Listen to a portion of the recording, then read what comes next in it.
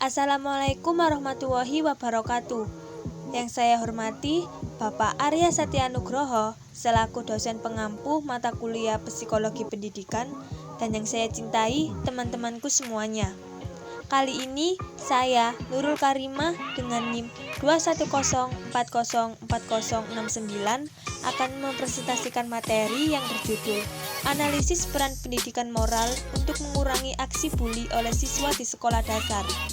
Pada hakikatnya, pendidikan merupakan hal yang sangat dibutuhkan dalam kehidupan manusia.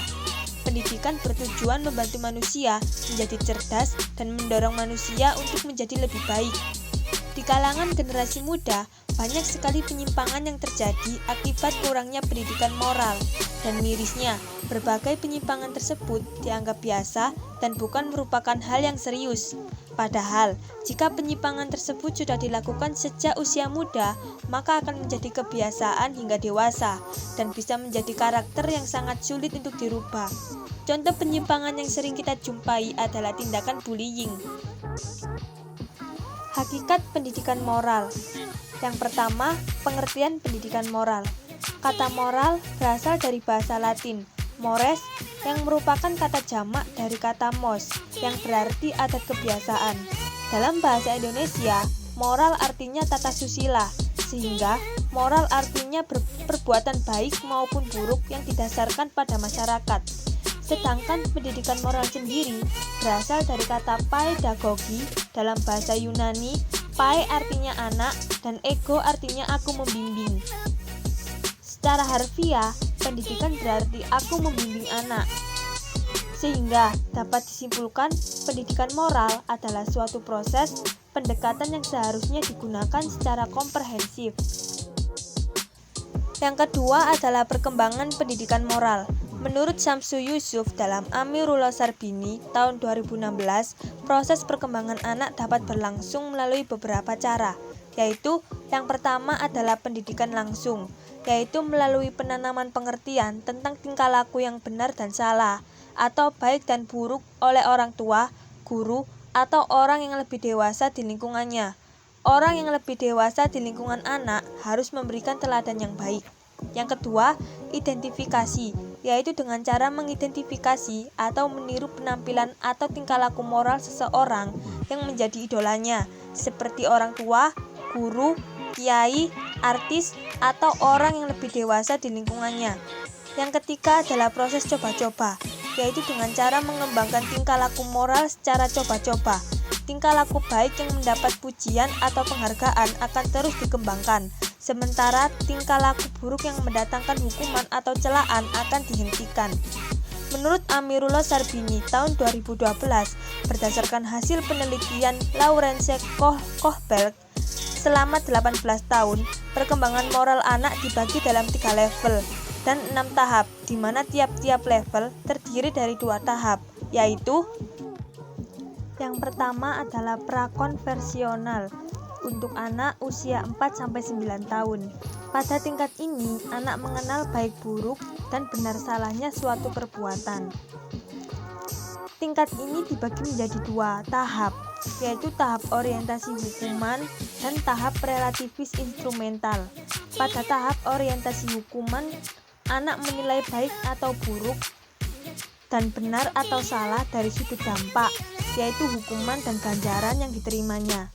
Sedangkan pada tahap orientasi relativis instrumental, perbuatan baik atau benar adalah yang berfungsi sebagai instrumen atau alat untuk memenuhi kebutuhan kepuasan diri. Yang kedua adalah konvensional, yaitu untuk anak usia 10-15 tahun. Pada tingkat ini, anak memandang perbuatan baik atau benar atau berharganya bagi dirinya apabila dapat memenuhi persetujuan orang lain.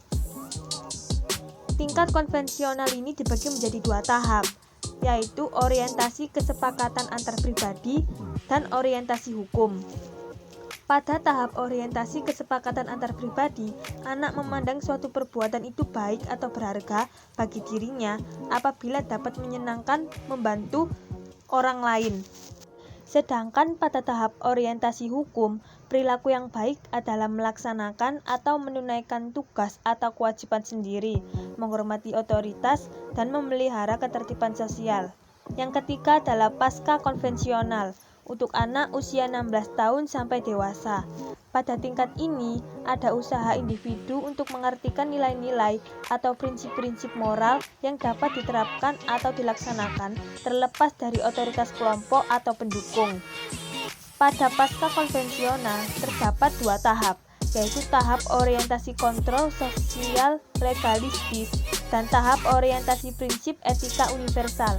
Pada tahap orientasi kontrol sosial legalistis, perbuatan baik cenderung dirumuskan dalam kerangka hak-hak individual yang umum dan dari segi aturan atau patokan yang telah diuji secara kritis serta disepakati oleh seluruh masyarakat.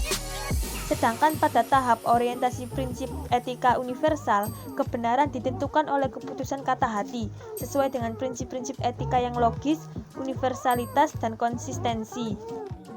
Hakikat bullying. Yang pertama, pengertian bullying. Bullying berasal dari bahasa Inggris. Bully yaitu menggertak, sehingga dapat diartikan bullying adalah sebuah situasi di mana terjadi penyalahgunaan kekuasaan atau kekuatan. Kekuatan di sini bukan hanya fisik, tetapi juga mental. Maka dapat disimpulkan bahwa bullying adalah kegiatan untuk melukai baik fisik maupun mental yang dilakukan oleh seseorang atau sekelompok orang kepada orang lain secara berulang-ulang yang terjadi karena adanya ketidakseimbangan kekuatan antara pelaku dan korban serta menimbulkan kepuasan dari pelaku dalam melakukan aksi bullying, yang mana tindakan ini akan sangat berpengaruh terhadap moral serta kepribadian seseorang. Seseorang yang sudah pernah melakukan bully, maka ia akan menganggap aksi itu biasa-biasa saja dan akan melakukannya kembali di lain waktu.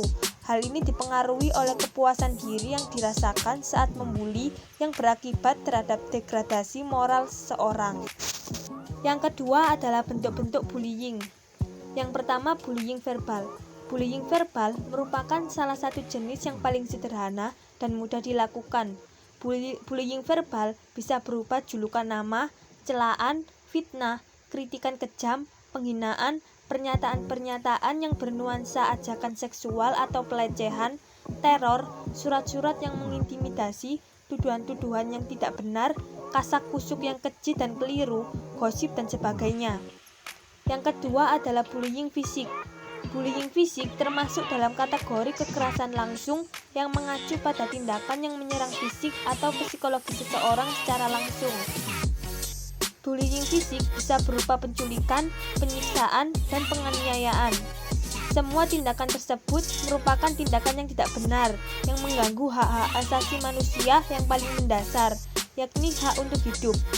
Jadi bullying fisik adalah aksi bully yang dapat dilihat dengan mata dan dirasakan seperti halnya memukuli, menggigit, meludahi, menampar, mencekik, dan merusak serta menghancurkan barang-barang milik sesama. Bullying jenis ini adalah yang paling tampak dan mudah untuk diidentifikasi karena langsung bersentuhan dengan fisik antar pelaku dan korban. Yang ketiga adalah bullying relasional atau mental psikologis. Bullying relasional adalah salah satu bentuk bullying yang tidak dapat diukur dan tidak tampak oleh kasat mata. Jenis bullying relasional ini dapat menyebabkan menurunnya mental seorang anak dan mengakibatkan psikologi korban terganggu dan degradasi moral bagi pelaku. Yang keempat adalah bullying elektronik.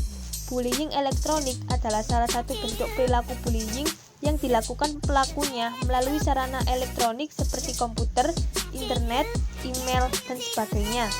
Biasanya ditujukan untuk meneror korban dengan menggunakan tulisan, animasi gambar, dan rekaman video atau film yang sifatnya mengintimidasi, menyakiti, atau menyudutkan. Yang ketiga, peran pendidikan moral untuk mengurangi aksi bullying.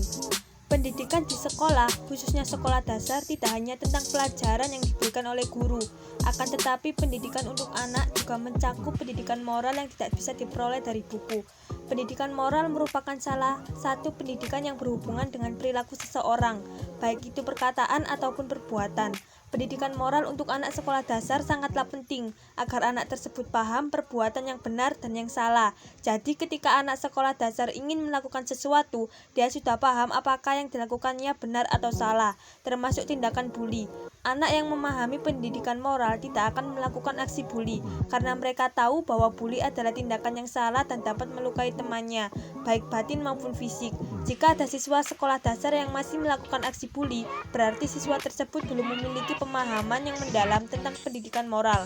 Agar nilai-nilai moral dapat berperan dengan baik, diperlukan guru pejuang moral yang tidak pernah gentar. Upaya mengurangi aksi bullying di sekolah.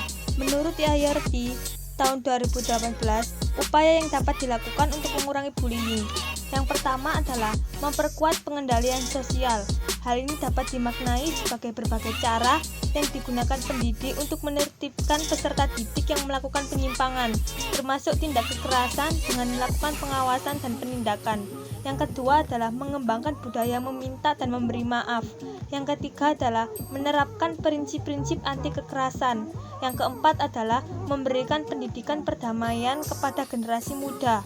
Yang kelima adalah meningkatkan dialog dan komunikasi intensif antar siswa dalam sekolah. Yang keenam adalah menyediakan katarsis atau penyucian diri. Jadi kesimpulannya adalah moral merupakan sebuah jati diri dan karakter suatu bangsa. Setiap anggota negara harus menjunjung nilai moral agar tercipta bangsa yang luhur, berbudi pekerti, dan menghargai perbedaan. Dengan nilai moralitas yang tinggi, maka berbagai penyimpangan seperti aksi bullying dapat dikurangi secara perlahan. Bullying merupakan suatu bentuk kekerasan yang dilakukan oleh seseorang terhadap teman sebaya atau kepada seseorang yang dianggap lebih lemah dan rendah untuk mendapatkan keuntungan atau kepuasan tertentu. Bullying memiliki dampak yang cukup berbahaya bagi pelaku dan korban. Perlu adanya perhatian khusus terhadap persoalan ini baik dari orang tua, guru, dan lingkungan melalui pendekatan khusus dan bimbingan yang intensif serta komprehensif. Berakhir sudah presentasi saya kali ini. Semoga yang saya sampaikan tadi bisa bermanfaat bagi kita semua. Dan saya mohon maaf yang sebesar-besarnya apabila ada kesalahan dalam menyampaikan materi. Sekian, terima kasih. Wassalamualaikum warahmatullahi wabarakatuh.